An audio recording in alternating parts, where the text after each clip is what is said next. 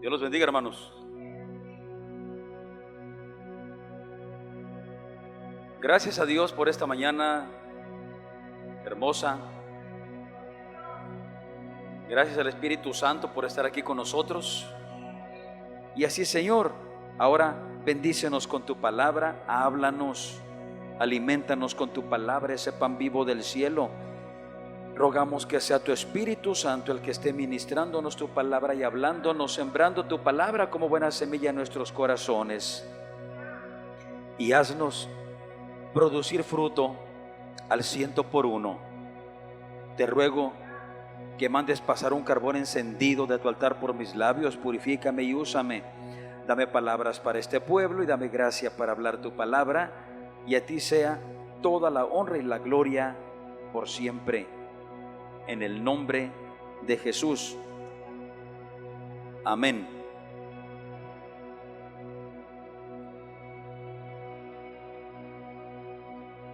Recordarán, hermanos, que tras algunos avisos e invitaciones a la congregación, hace 2 domingos iniciamos el tema sobre el ejército de Cristo. El pasado domingo hicimos una pausa por causa de la visita del pastor Eliezer Martínez, que estuvo ministrándonos aquí, de lo cual le damos muchas gracias a Dios. Una pregunta más. Ya ven que hemos estado tomando como referencia los soldados del ejército mexicano en el nivel básico más humilde y en los niveles jerárquicos, como referencia, y para luego ubicarnos de manera correcta en lo que es el ejército de nuestro Señor Jesucristo. Sobre esto les hago una pregunta. Si nosotros fuésemos miembros del ejército mexicano, vamos a decir el que tiene asentamiento aquí en la ciudad de Culiacán, ¿qué pasaría? ¿Qué pasaría con nosotros?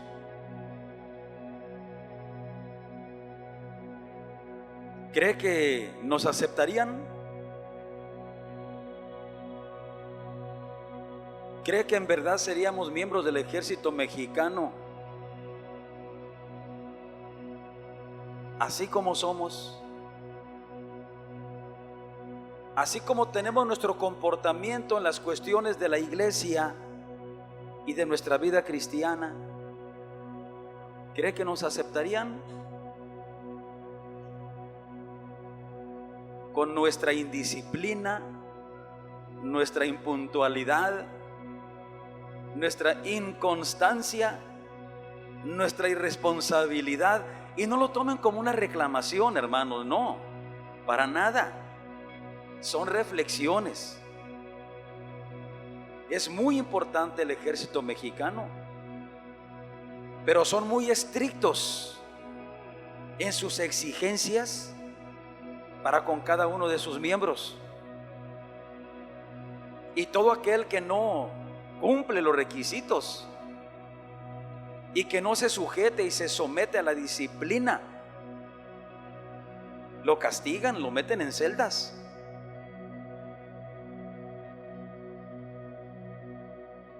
O definitivamente lo desechan.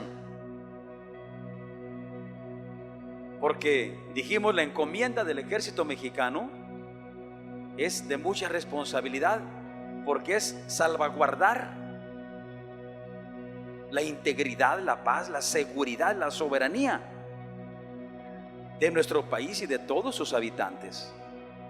Es grande la responsabilidad, por eso tiene que ser grande la disciplina, muy estricta. Y repito, la responsabilidad del ejército de Cristo es mucho mayor, mucho más grande todavía, porque lo que se juega no es algo terrenal, no es algo temporal, como es la vida humana aquí en la tierra, sino que se juega vida eterna. Alabado el nombre del Señor. ¿Quién alaba al Señor? ¿Quién le sonríe al Señor? Alabado el nombre del Señor. Amén. Bendito el nombre de Cristo. Quiero reconocer, yo no soy muy fijado, les advierto. No me ando fijando en nadie, cómo viene, cómo está, qué trae, qué no trae, pero sin querer, o como dicen por ahí, sin querer queriendo, no, sin querer. He observado hermanas, Dios las bendiga, que ya están viniendo con faldas a la iglesia. Dios les bendiga, sin querer, sin pretender yo andar viendo cada una, pero me di cuenta y las felicito y les reconozco su esfuerzo. Qué bueno que están entendiendo. ¿Se acuerdan que hablamos de que una de las cualidades del ejército mexicano es que andan todos uniformados, verdad? Y que por su uniforme se nota quién es miembro del ejército, por su uniforme, por su forma de vestir, por sus arreglos. Y el ejército de Cristo también tiene que andar uniformado y debe de notarse. Alabado el nombre del Señor. Dios les bendiga de veras. Aleluya. Voy a pedirles que estemos leyendo en la Biblia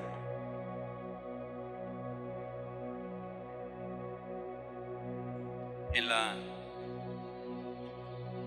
segunda epístola de San Pablo a Timoteo,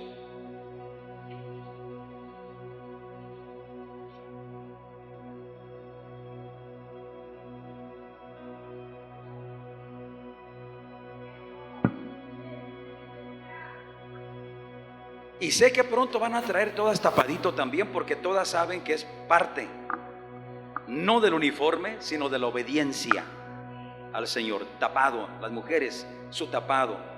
Antes todas lo traían. Yo sé que son descuidos, que se les pierden, que lo dejan por ahí, que ya no lo encontraron, pero hagan un esfuerzo. Es parte. Segunda epístola de San Pablo a Timoteo, capítulo 4. Leemos el versículo 7.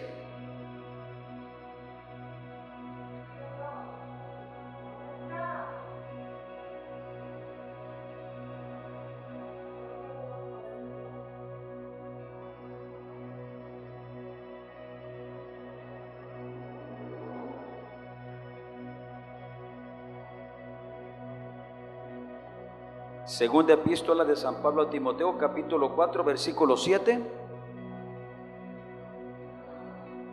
y el 8. Leemos para la gloria del Padre y del Hijo y del Espíritu Santo.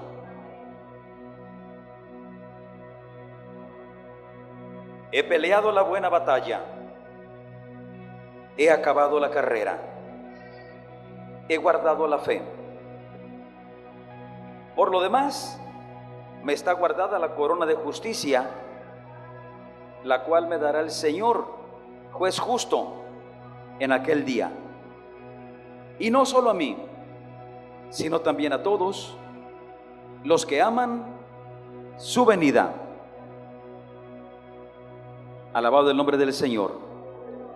Regrésese un poquito a la primera epístola también.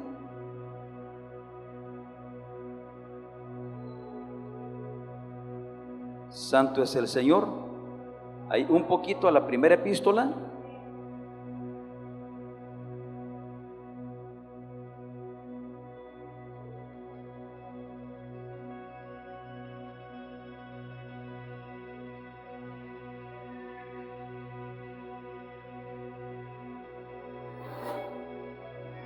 Primera epístola, capítulo 6, el versículo 12. Primera epístola, capítulo 6, versículo 12. Pelea la buena batalla de la fe, echa mano de la vida eterna, a la cual asimismo eres llamado, habiendo hecho buena profesión delante de muchos testigos. Palabra de Dios. Amén. Ok, siéntense, hermanos, por favor.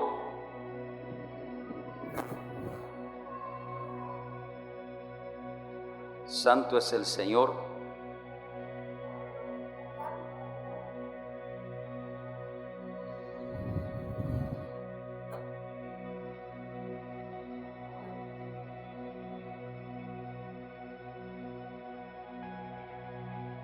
Es una necesidad, hermanos, una grande necesidad la que tenemos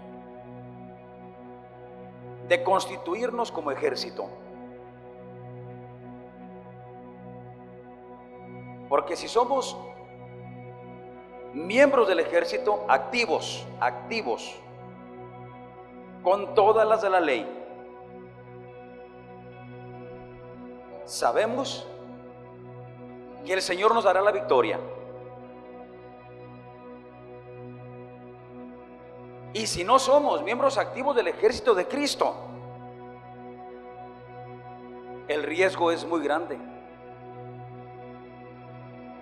Porque el que no pelea contra su adversario que le está tirando a matar, ya de antemano está vencido. No peleamos esta batalla porque seamos peleoneros, porque nos encante meternos en broncas, que andemos buscando. ¿O sí? Estamos en esta batalla porque desde que le entregamos nuestra vida a nuestro Señor Jesucristo, Satanás se levantó en contra nuestra para destruirnos. Y como siempre decimos, Él empezó. ¿Sí, no? Él empezó. Satanás empezó el pleito. Cuando esto se da entre niños, entre jóvenes, y que dicen, Él empezó. Sí, pero tú para qué le seguiste, ¿verdad? Tú para qué le seguiste. Te hubieras quedado quieto y no pasa nada, no pasa mayores, el otro se calma. Pero en esta batalla no podemos quedarnos quietos. Aquí yo no te voy a dar el consejo si tú me dices, es que el diablo empezó, él me acosa, él me incita, él me ataca. Aquí yo no te voy a decir, ¿y tú para qué le contestas? ¿O tú para qué le entras? No, aquí le entras o le entras.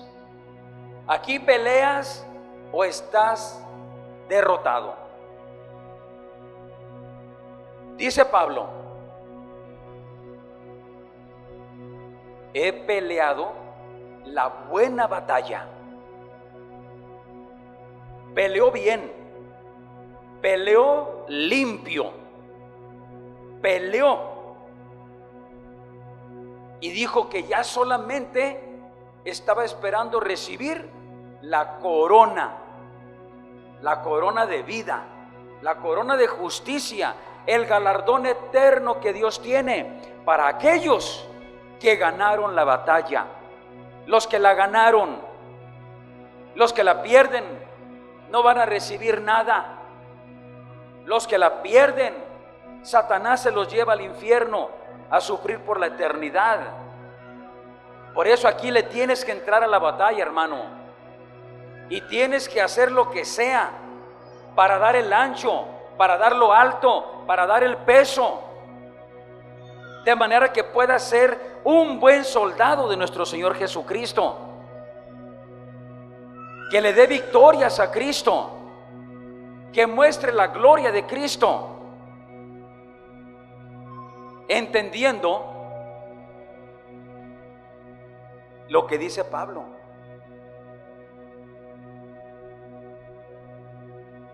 He peleado la buena batalla.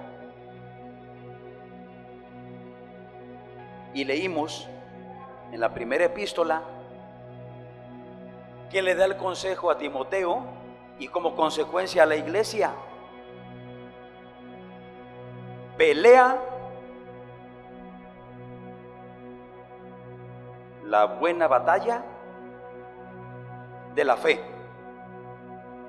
De la fe dice, ¿verdad? Ahí lo que leímos en primera a Timoteo 6:12. Pelea la buena batalla de la fe. No es una batalla a golpes, no es cuerpo a cuerpo, no es con armas físicas, es una batalla de fe. Y cuando hablamos de que es una batalla de fe,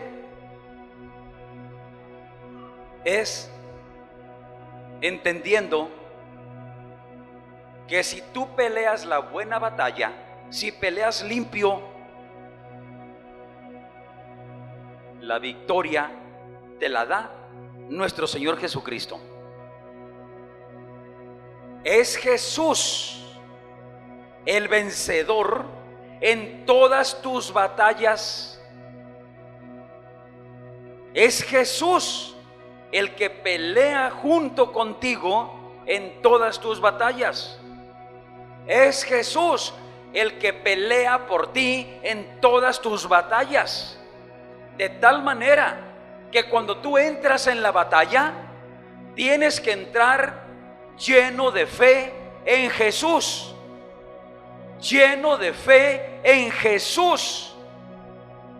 No en tus fuerzas, no en tu capacidad, no en tu conocimiento, no en tu sabiduría, no en tu poder. Es con la fe puesta en Jesús, que es el que nos da la victoria sobre todas las fuerzas del mal que se levantan en contra de la iglesia para destruirla.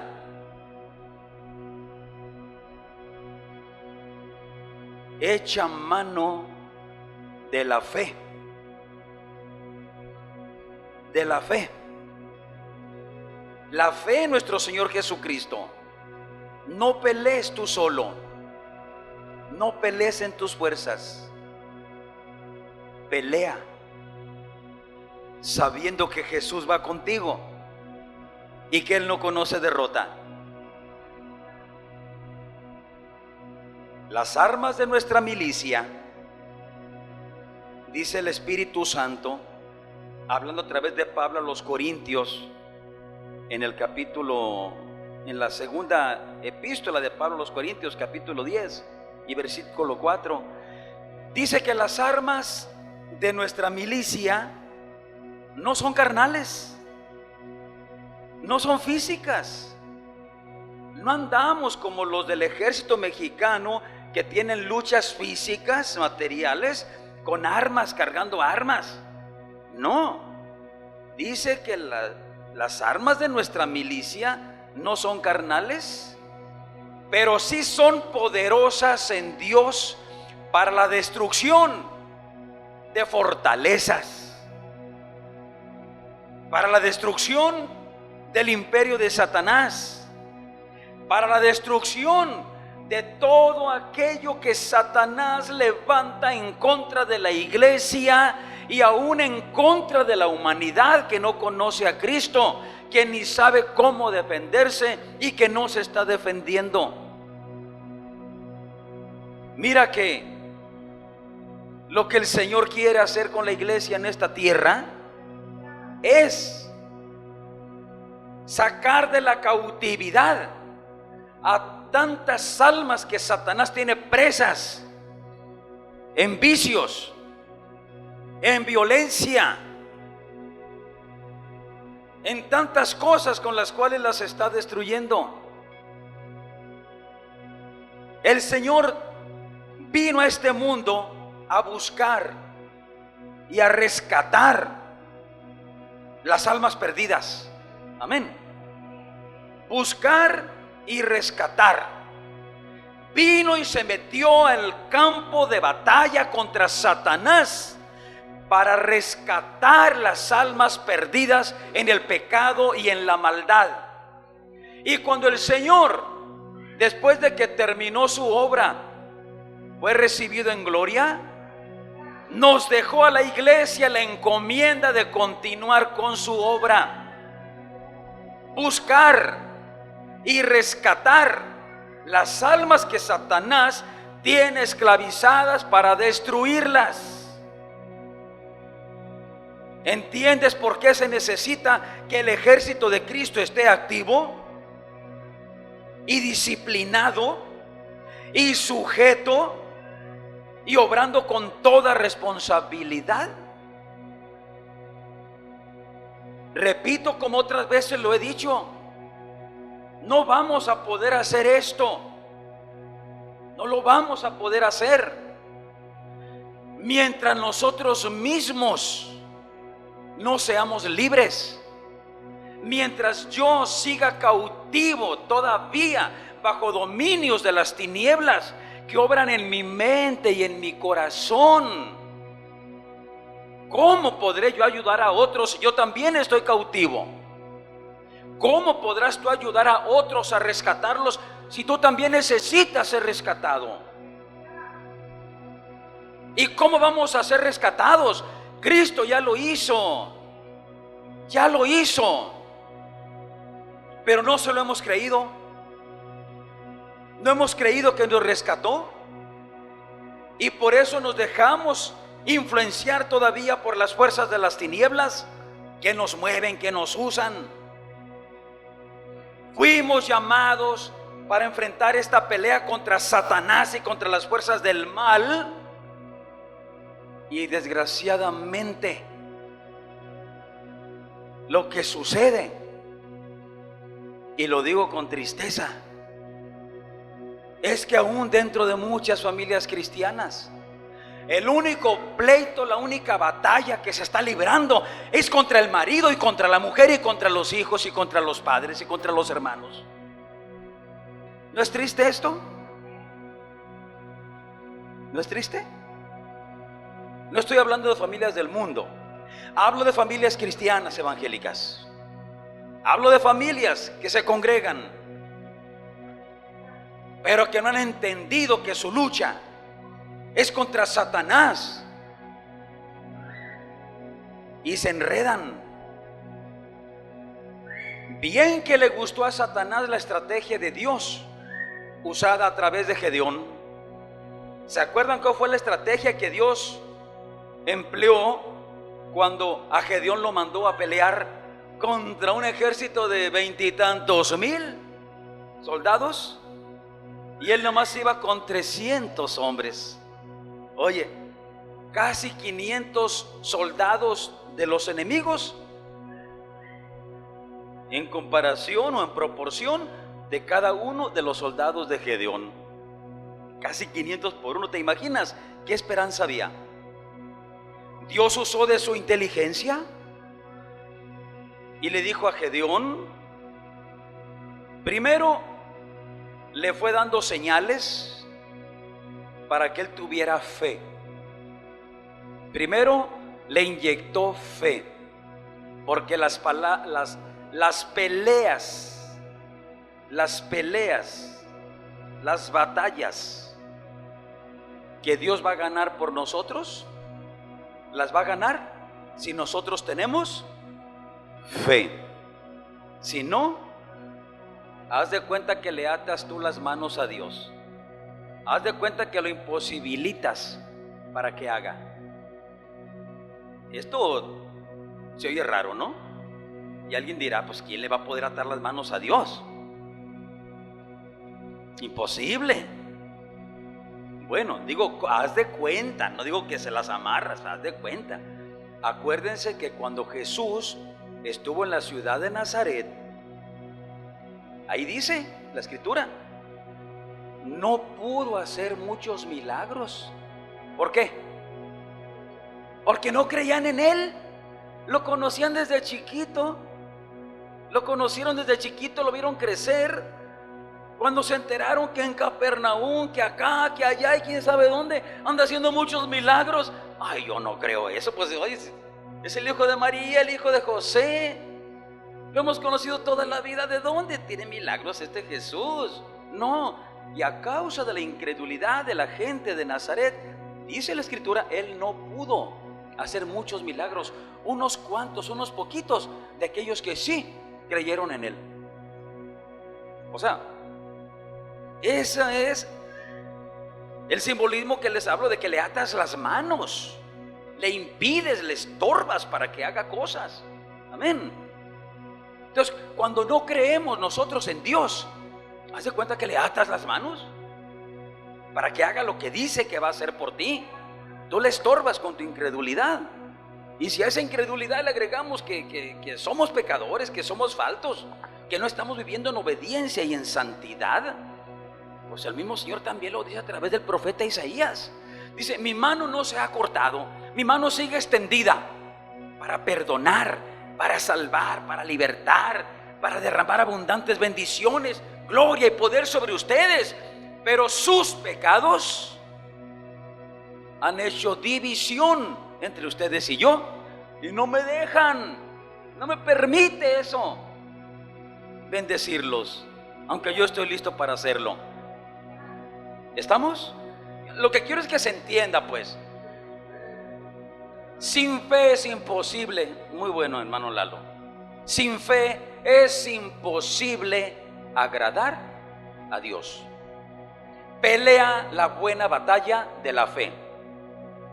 Y la batalla de la fe es creer que Dios va a pelear por ti, que Dios te va a dar la victoria, que tú no estás solo en este asunto.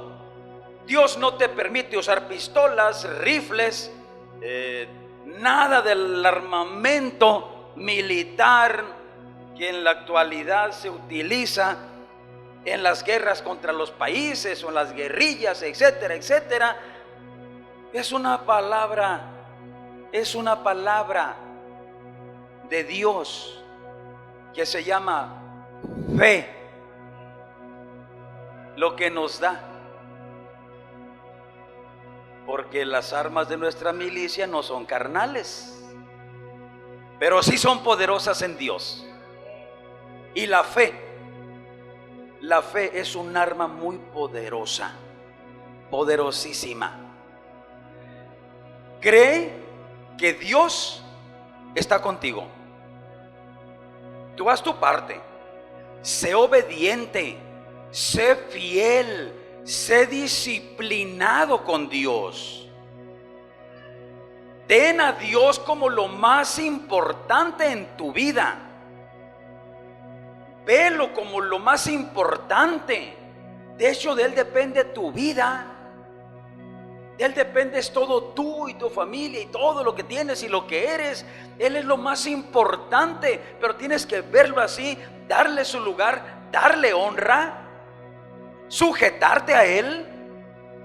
Te cueste lo que te cueste, hay que pagar el precio. ¿Tú crees que los soldados que van y se reclutan en el ejército, que tienen mujer, tienen hijitos, no sufren la ausencia? ¿Cada cuánto dejan salir a Brian, a su hijo?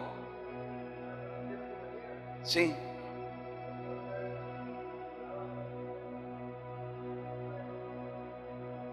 Un hijo del hermano Lalo se metió al ejército. Dice que a veces duraba hasta 6 meses sin ver a su familia, pagando el precio, porque él en su corazón tenía ser miembro del ejército mexicano. Allá remontado en lugares donde los mandaban y donde no pueden decir que no. No pueden escoger si voy o no voy. No, aquí déjame en la ciudad, mira, aquí más a gusto.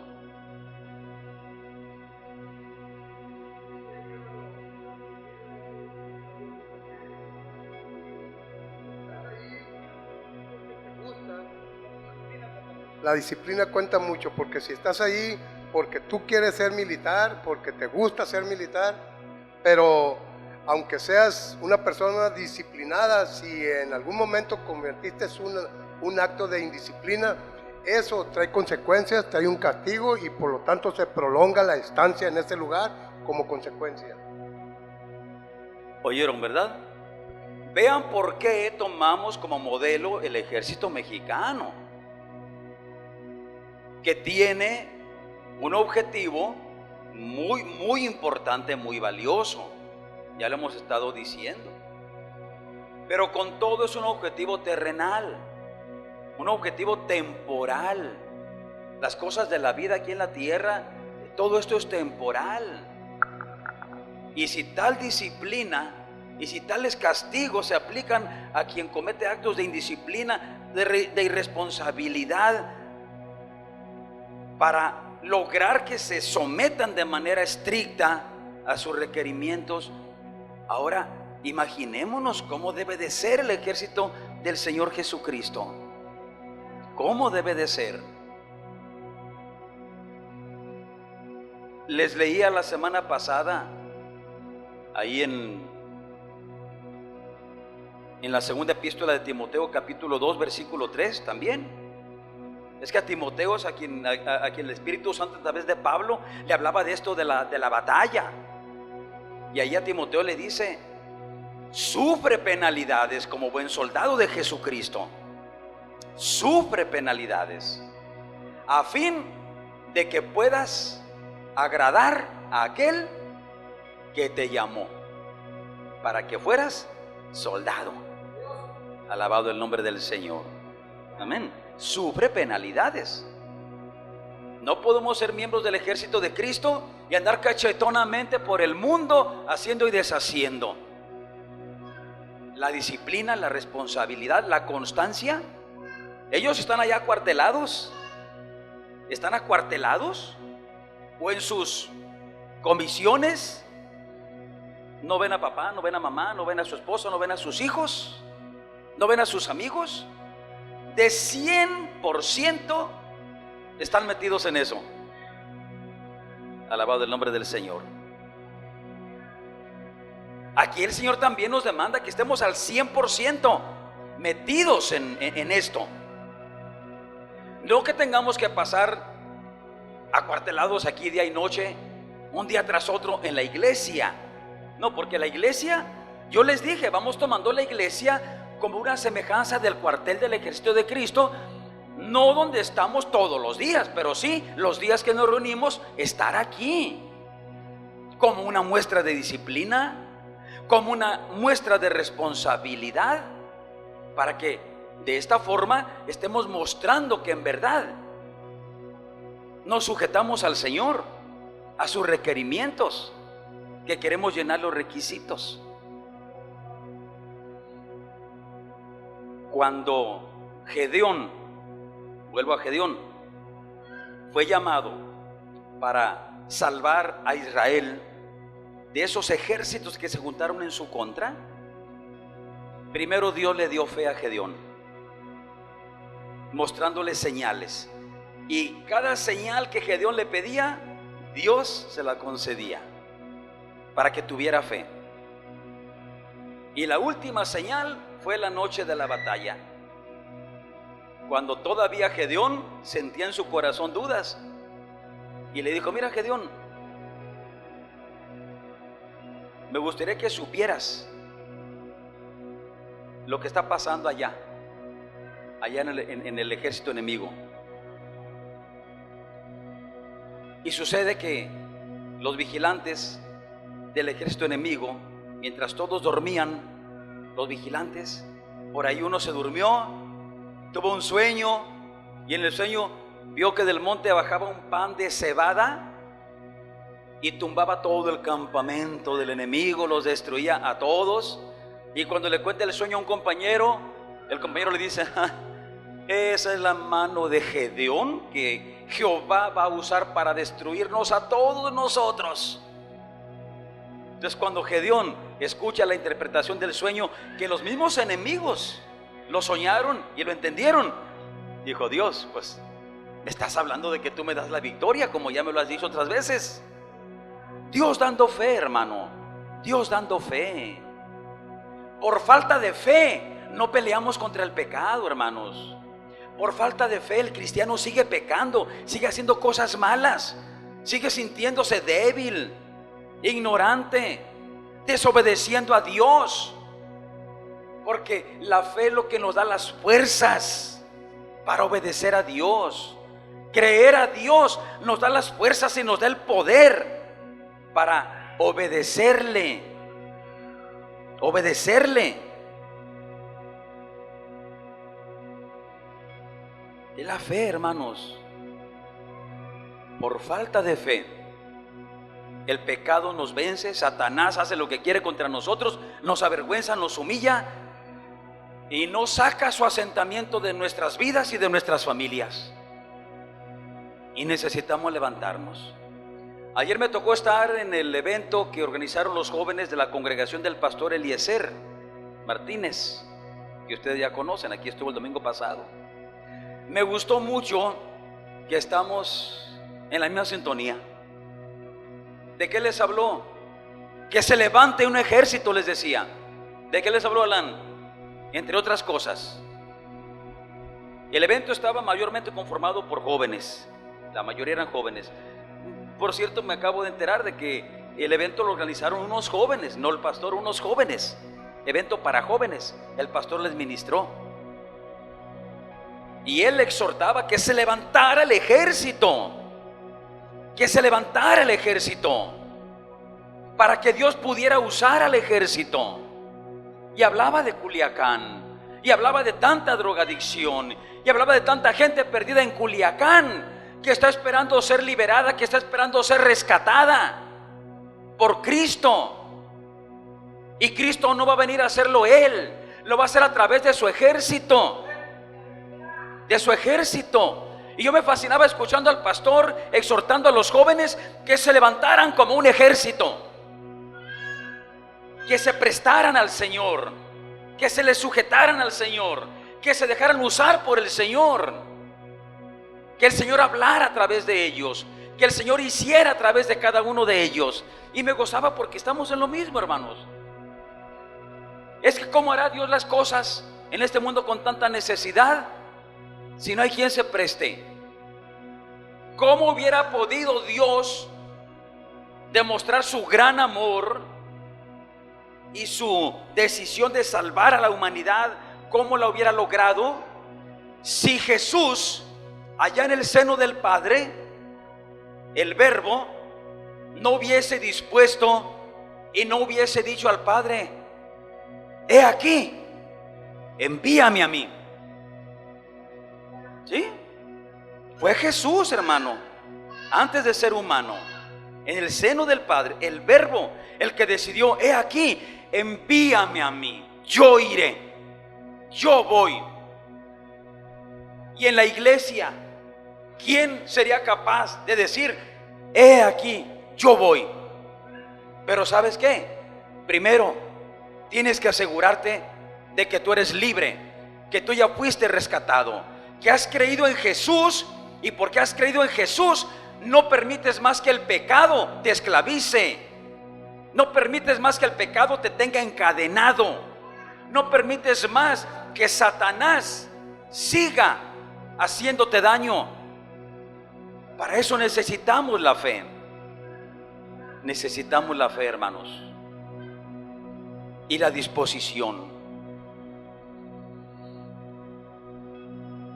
Cuando Gedeón, otra vez vamos con Gedeón, hemos terminado pues. Cuando Gedeón entendió el sueño de sus enemigos, dijo: no, pues ya estuvo, Dios me da la victoria. Dios me da la victoria, así que vamos a hacer lo que Dios nos diga. Y Dios le dijo qué hacer. Solamente junta tus 300 hombres, repártelos alrededor del campamento.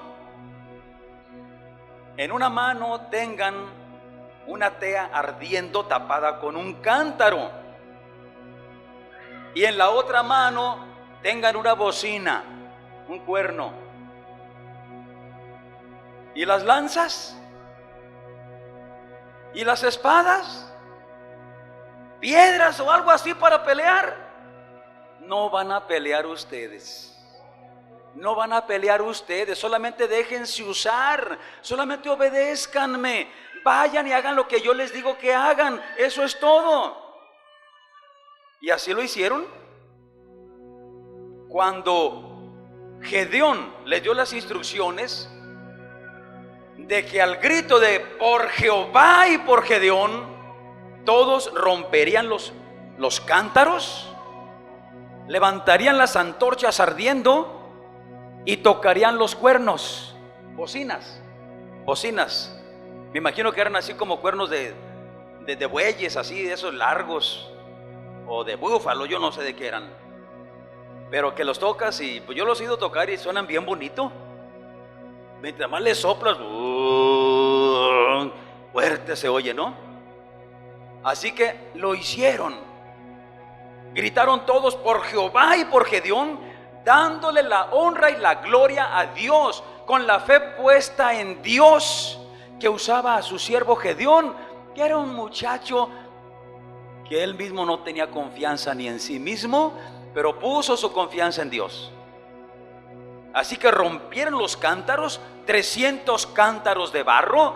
¿Se imaginan el estruendo, el escándalo que hicieron esos 300 cántaros al romperse? Y que todo el ejército estaba dormido a medianoche, dormidos, y despiertan con ese escándalo.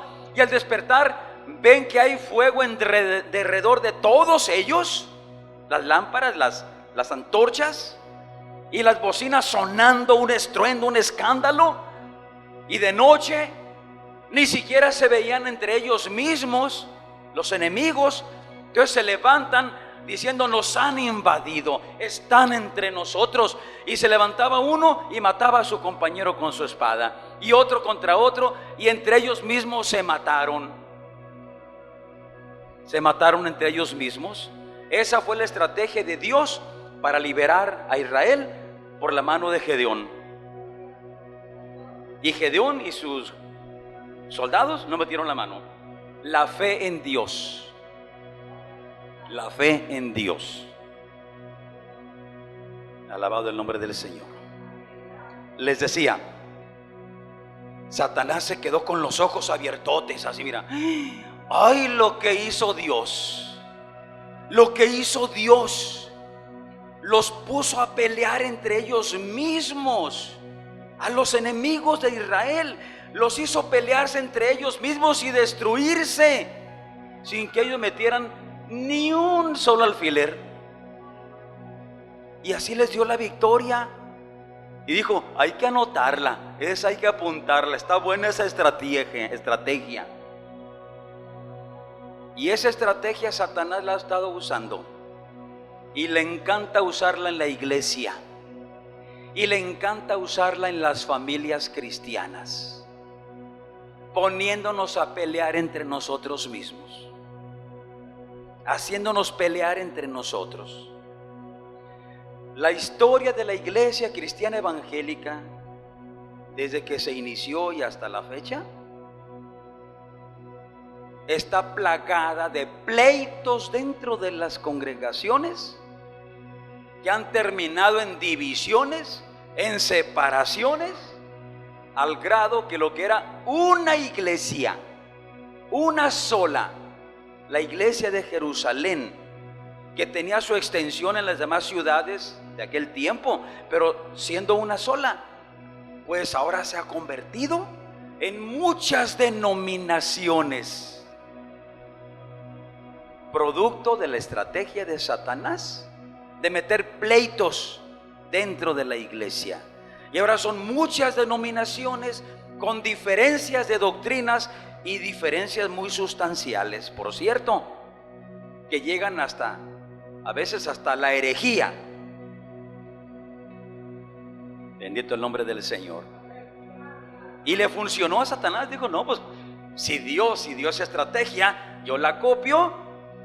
Y a los miembros de las iglesias los pongo a que se estén peleando entre ellos mismos, y así no pelean contra mí. Así su batalla es entre ellos y no contra mí. Y luego esto lo extiende a las familias, para que aún dentro de las familias cristianas estén de pleito el esposo contra la esposa, o al revés. Y lo estamos viendo, hermanos, lo estamos viendo. Pleitos entre esposos, padres, hijos, hermanos, porque no hemos entendido ni hemos tomado nuestro lugar como ejército de Cristo, luchando para rescatar lo perdido, para rescatar, arrebatarle a Satanás lo que tiene esclavizado. Alabado el nombre del Señor. Aleluya. Y apenas hemos empezado a hablar de las armas que son poderosas en Dios para la destrucción de las fortalezas, y hemos hablado de la fe. Hay más que hablar, no hay tiempo, pero hay más que hablar. Seguiremos tratando el tema. Una cosa es importante: tú no estás solo, tú no peleas solo. Si tú eres fiel y obediente a Dios y te has sujetado a Él, apartándote del pecado y de la maldad, sujetándose a sus lineamientos, a su disciplina, con responsabilidad, y tú has dispuesto tu vida, tu corazón, tu alma, todo tu ser para ser un soldado de Jesucristo, no importa cómo te mueva, a dónde te lleve, pero tú vas a hacer la labor del ejército de Cristo, sufriendo penalidades como buen soldado de Jesucristo para agradarlo a Él. Entonces Dios te da la victoria, porque la Escritura nos dice muy claramente que en Cristo somos más que vencedores. ¿Sabes qué es ser más que vencedor? Yo lo entendí cuando empecé a saber de las peleas arregladas. Esas peleas arregladas, esos encuentros deportivos arreglados, donde ya antes de que empiece el encuentro ya se sabe quién va a ganar. Claro, lo saben los que arreglaron el asunto, ¿no? La ficción no lo sabe, lo saben los que arreglaron el tema. Que dicen: mira, pues te vas a enfrentar en el ring a una pelea, pero yo sé que tú eres más bueno, pero te vas a dejar ganar. No, que cómo, que hay mafia en todo eso. Te vas a dejar ganar, te vamos a pagar muy bien, pero hoy vas a perder. Así que pelea, sí, tírale golpes, pero asegúrate de no noquearlo, ¿no? Porque nos vas a fallar. Tírale duro, defiéndete y todo, pero al final tú vas a acabar noqueado. Una pelea arreglada.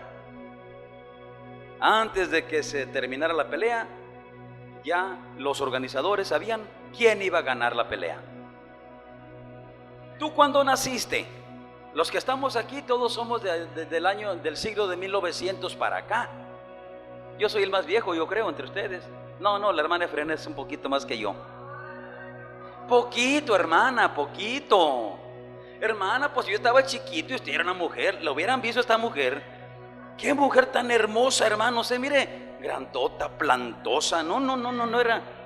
Pues todavía pueden ver, ahí están los restos de su belleza física, ¿no? Es que desde chiquito yo la conozco y me conoce, por eso nos tenemos tanto cariño y confianza. ¿Verdad, hermana?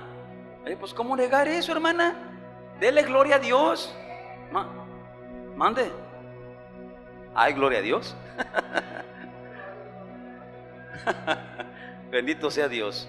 O sea, lo que les digo es eso. Todos somos de 1900 y tantos para acá.